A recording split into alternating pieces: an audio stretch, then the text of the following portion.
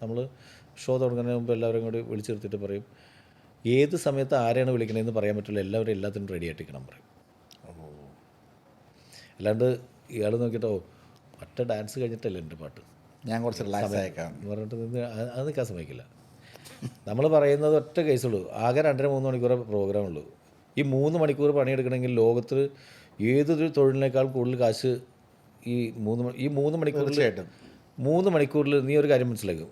എൻ്റെ ഒരു തിയറിയിൽ പറയണം, ഒരു പാട്ടുകാരൻ വന്നു, ആ പാട്ടുകാരൻ ആ സ്റ്റേജിൽ 3 മണിക്കൂറുള്ള ഷോയ്ക്ക് കൂടി വന്നാൽ അവൻ 5 പാട്ടേ പാടാൻ പറ്റുള്ളൂ. ബാക്കി പാട്ടുകാരും ഉണ്ടാവും, ഡാൻസും ഉണ്ടാവും.